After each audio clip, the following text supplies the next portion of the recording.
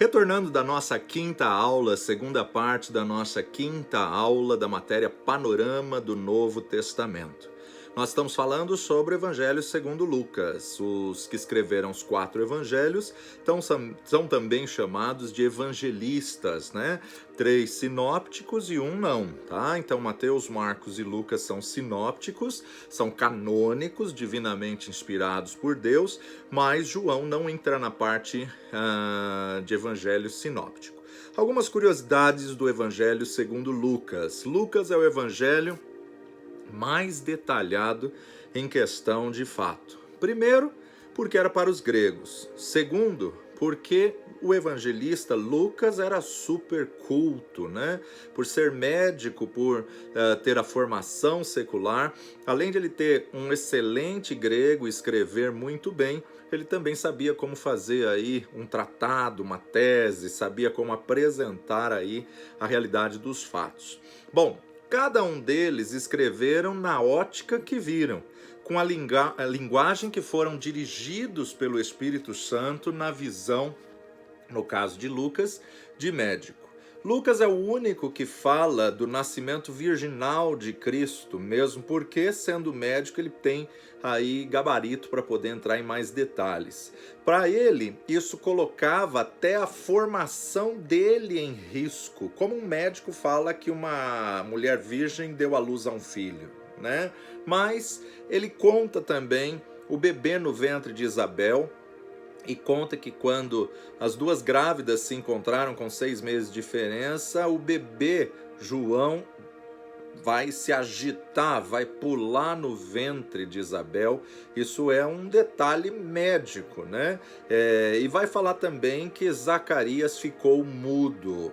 Ele é o que fala da febre da sogra de Pedro. Isso nos aponta que Pedro era casado e a sogra, na verdade, estava doente, estava com febre. Olha só, Lucas capítulo 4, versículo 38. São alguns detalhes interessantes. Ora, levantando-se Jesus da sinagoga, entrou em casa de Simão, e a sogra de Simão estava enferma, com muita febre, e rogaram-lhe por ela. Inclinando-se para ela, repreendeu a febre, e esta deixou. E ela levantou-se e logo servia. Então você vê aí na questão de detalhes, né, que ele vai apresentando na situação de enfermidades. Assim também como o homem da mão mirrada, ele tem o detalhe de dizer que era a mão direita. Ele é o único evangelista que vai falar que Jesus soou gotas de sangue. Mais alto nível de estresse. E também fala que Pedro cortou a orelha direita do soldado. São detalhes que só um médico se interessa em descrever e em saber. Lucas é um evangelho de cântico e louvor. Isso nos mostra que ele gostava muito de cantar. Nesse livro tem o Cântico de Maria, tem o Cântico de Zacarias, tem o Cântico de Simeão. Há muitas referências a louvor e expressões de louvor no livro. Todo o povo judeu é um povo muito musical, muito festivo, muito alegre, que celebra, né? Veja só, Lucas capítulo 2, verso 20, e voltaram os pastores glorificando e louvando a Deus por tudo que tinham ouvido e visto, como lhes havia sido dito. Lucas dá ênfase às pessoas mais desprezadas. A história do bom samaritano, do publicano que falava que era miserável, do filho pródigo, de Zaqueu, o ladrão da cruz. E também é o evangelista que mais dá ênfase a mulheres, as mulheres que serviam a Jesus. Fala de Maria, 2 primeiros capítulos, a viúva de Naim, a mulher pecadora, a mulher do fluxo de sangue. Mateus não conta o caso dessa mulher, ele só vai falar da filha de Jairo, né? O príncipe da sinagoga, principal da sinagoga, visto que ele está escrevendo para o judeu. Lucas não, né? A mulher no evangelho de Lucas tem um destaque maior, uma figura destacada.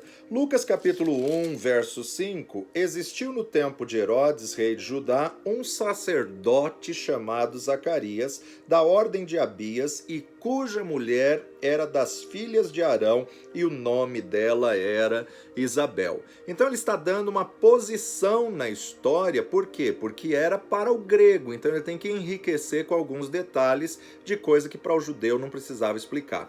É o único que narra em detalhes o nascimento de João Batista. Veja só, Lucas capítulo 1, verso 24 a 26.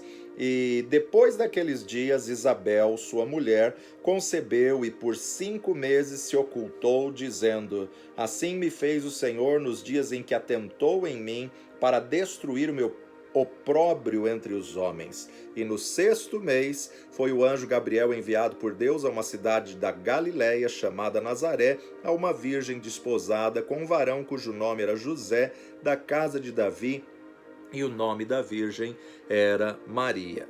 Capítulo 1 ainda, versículo 39 a 45. Maria visita Isabel. E naqueles dias, levantando-se Maria, foi apressada às montanhas, a uma cidade de Judá, e entrou em casa de Zacarias e saudou a Isabel. E aconteceu que, ao ouvir Isabel a saudação de Maria, a criancinha saltou no seu ventre, e Isabel foi cheia do Espírito Santo. Numa dispensação que o Espírito Santo era só de visitação, que coisa tremenda, né?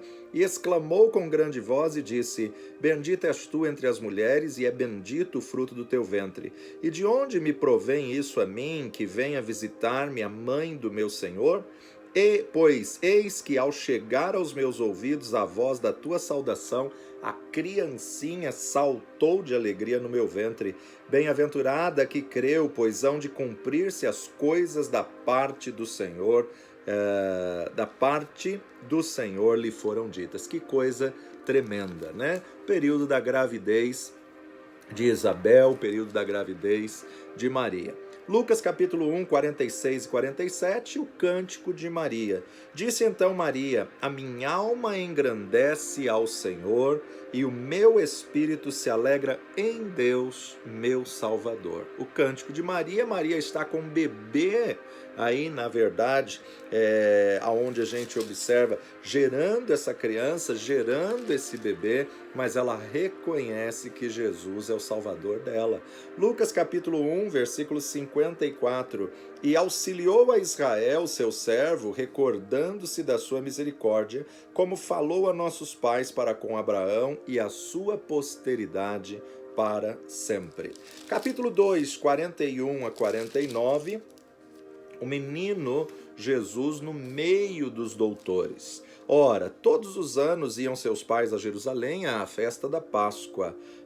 E tendo ele já 12 anos, ou seja, a celebração do Bar Mitzvah, de 12 para 13 anos entre os judeus, né? Subiram a Jerusalém segundo o costume do dia da festa, e regressando eles, terminados aqueles dias, ficou o menino Jesus em Jerusalém, e não souberam seus pais. Pensando, porém, eles que viria de companhia pelo caminho, andaram caminho de um dia e procuravam-no entre os parentes e conhecidos. E como o não encontrassem, voltaram a Jerusalém em busca dele. E aconteceu que, passado 3 dias, o acharam no templo, assentado no meio dos doutores, ouvindo-os e interrogando-os. E todos os que o ouviram admiravam a sua inteligência e resposta.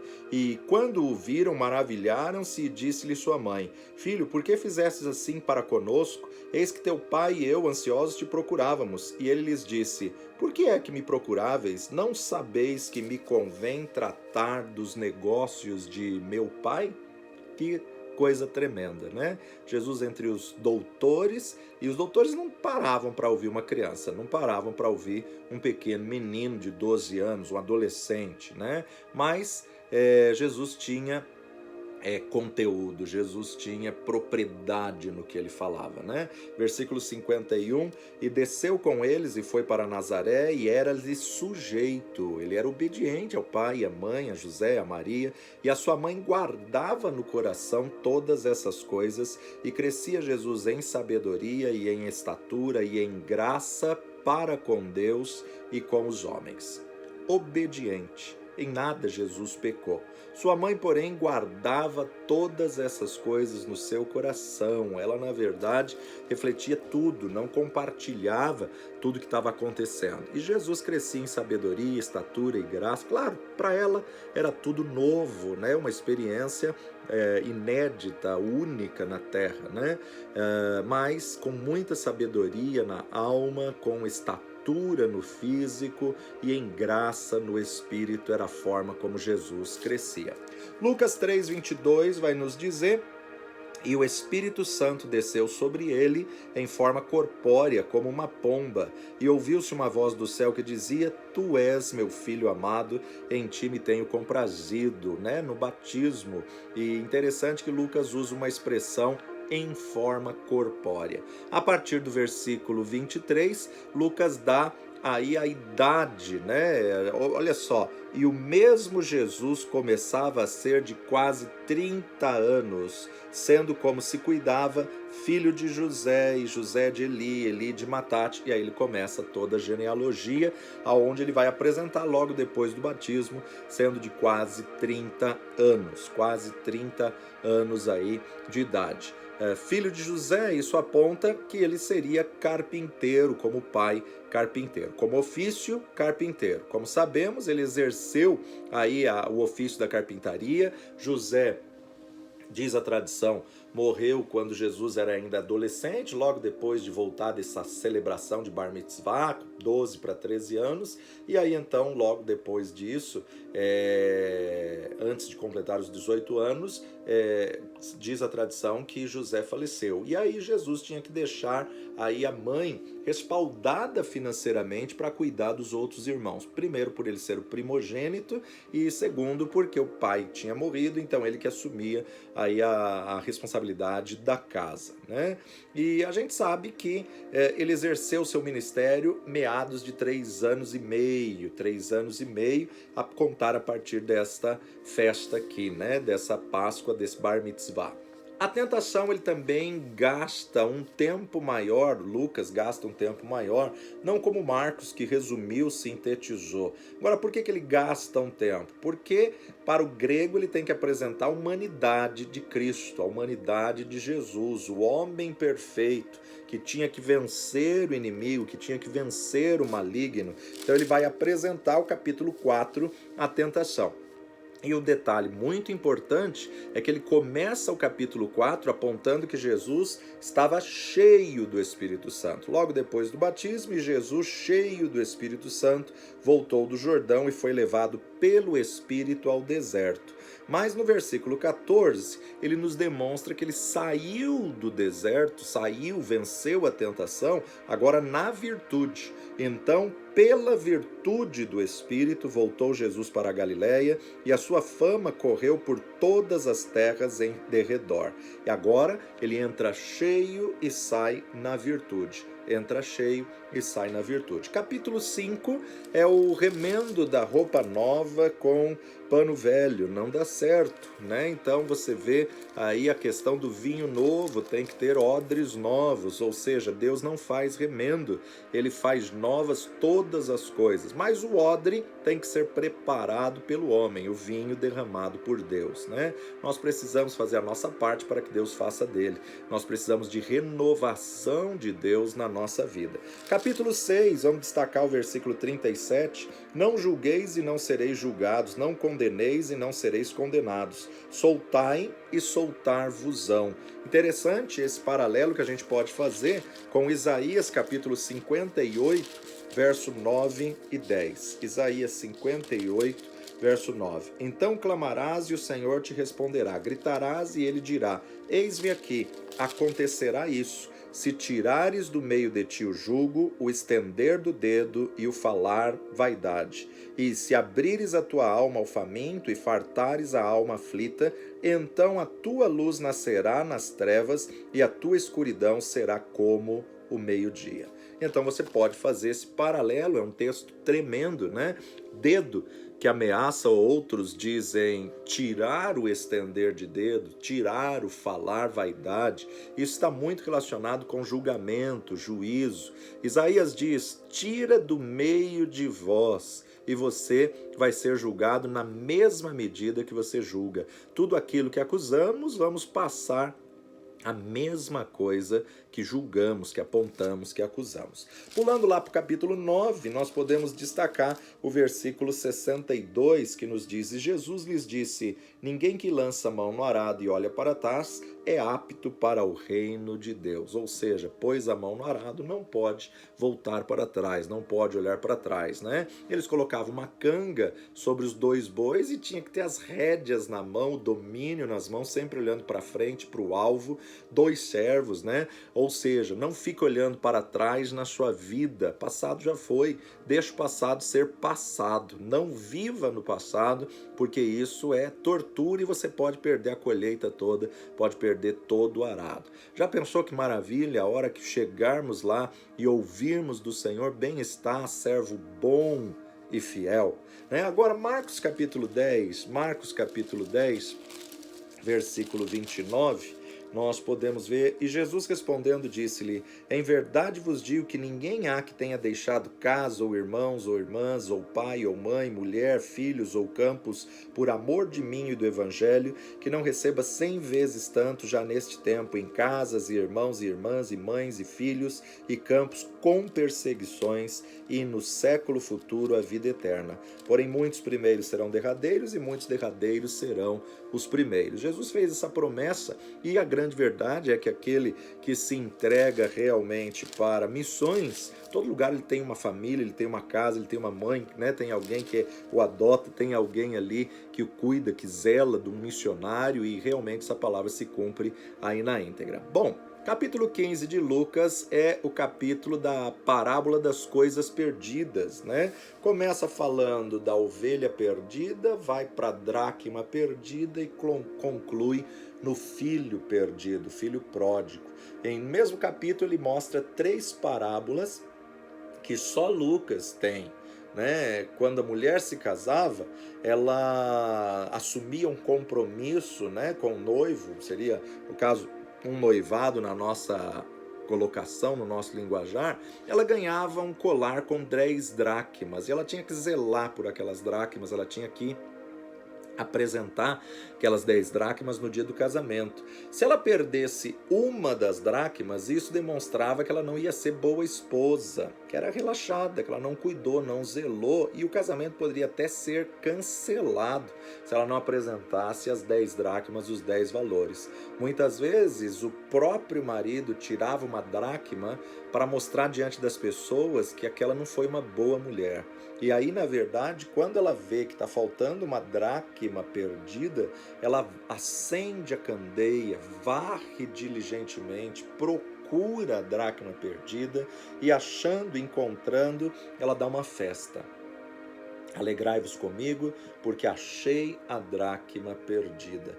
Temos um compromisso, temos uma aliança de compromisso com Jesus e não podemos perder as dracmas que o noivo colocou nas nossas mãos, sobre a nossa responsabilidade. Se você perdeu alguma dracma, você tem que acender a candeia: lâmpada para os meus pés e a tua palavra, e luz para o meu caminho, né? Então, você tem que varrer diligentemente, fazer uma limpeza para procurar a dracma perdida. Mas logo na sequência, ele mostra a ovelha perdida. Um pastor que tem 100 ovelhas e perdeu uma, deixa todas sobre a responsabilidade de alguém e vai em busca da ovelha perdida. A ovelha que foi perdida no campo. A mulher perdeu a dracma dentro de casa, perdeu valores dentro de casa. E aí, de repente, a gente vê o filho perdido. Na verdade, os dois estão perdidos, tanto que ficou quanto que saiu, né? E quantos não são os pais que perdem os filhos dentro da própria casa, por não terem tempo com os filhos, por não darem atenção aos filhos? E essa parábola do filho pródigo nos ensina muitas coisas, né? A dracma se perde por descuido da mulher. Agora, o filho pródigo é perdido dentro da casa e o outro se perde no mundo. É interessante que a dracma também, ou seja, foi tudo dentro da casa, mas para achar a dracma se faz uma limpeza.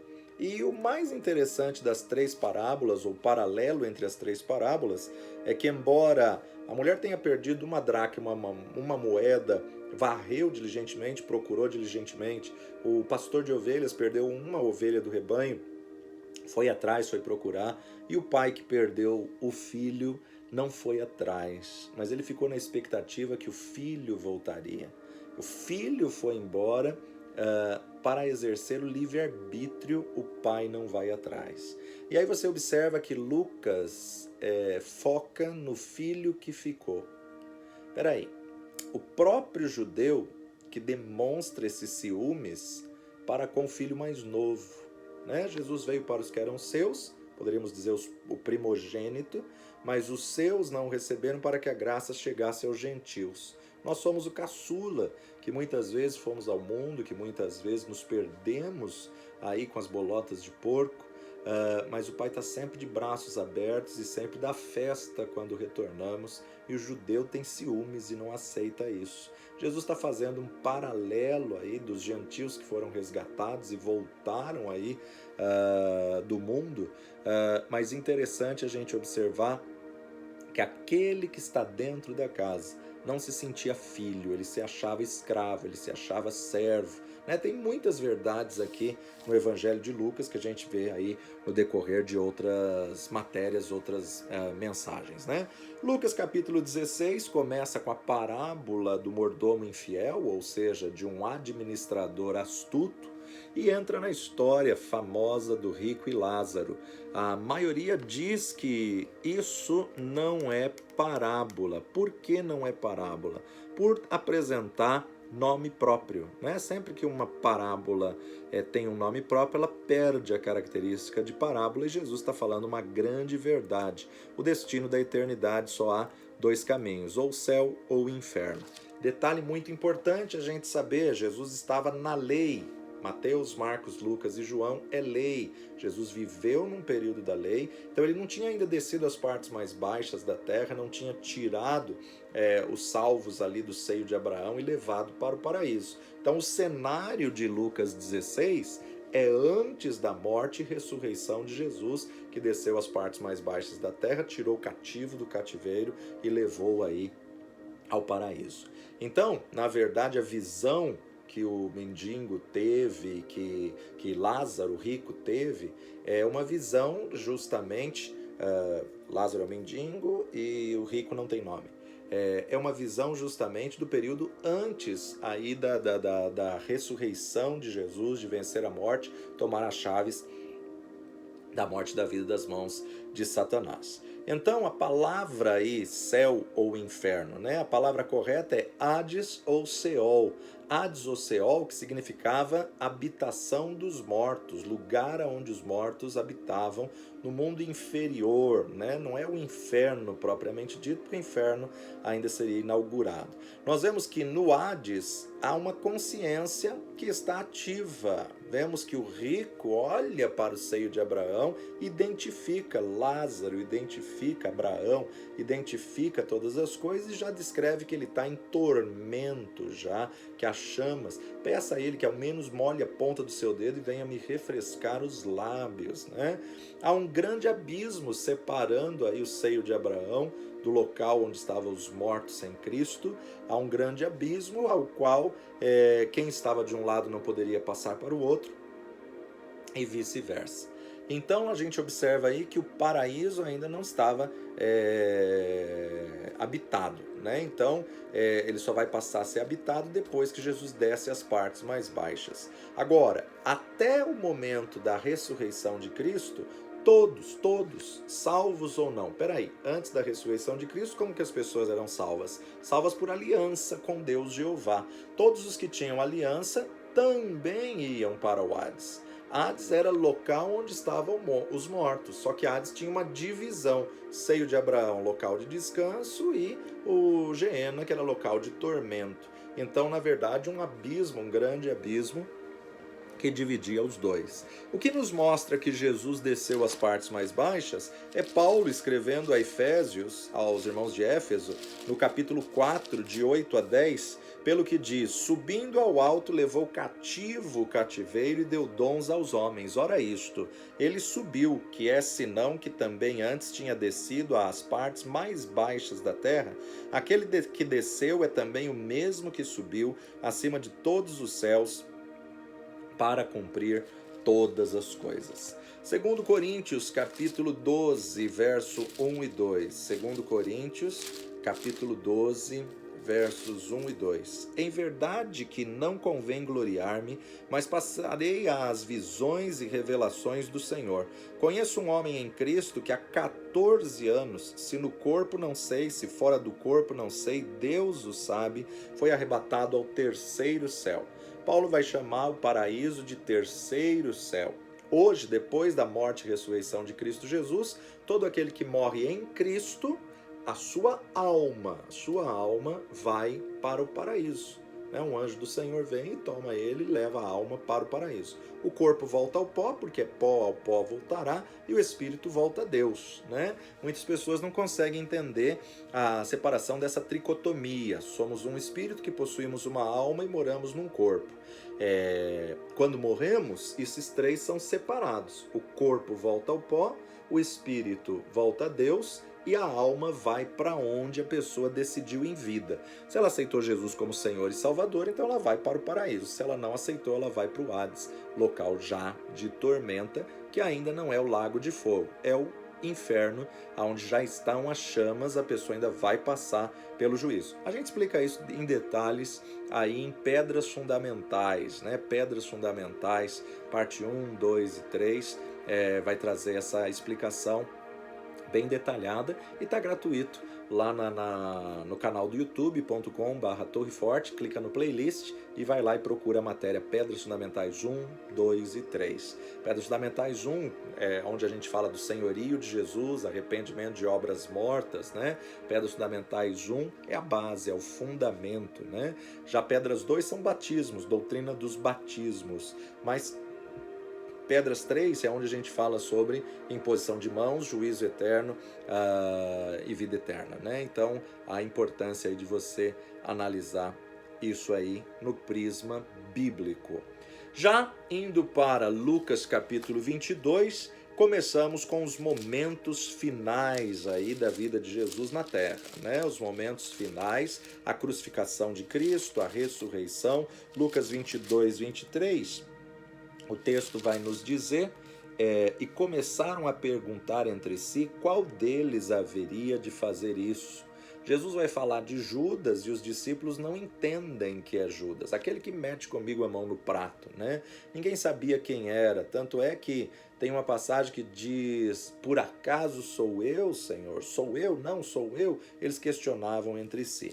Lucas 22, 39 a 46, Jesus no Getsêmani. E saindo foi, como costumava, para o Monte das Oliveiras, e também os discípulos o seguiram. E quando chegou àquele lugar, disse: orai para que não entreis em tentação. E apartou-se deles cerca de um tiro de pedra, e pondo-se de joelhos orava, e dizendo: Pai, se queres, passa de mim este cálice, todavia não se faça a minha vontade, mas a tua. E apareceu-lhe um anjo do céu que o confortava. E posto em agonia, orava mais intensamente, e o seu suor tornou-se em grandes gotas de sangue que corriam até o chão.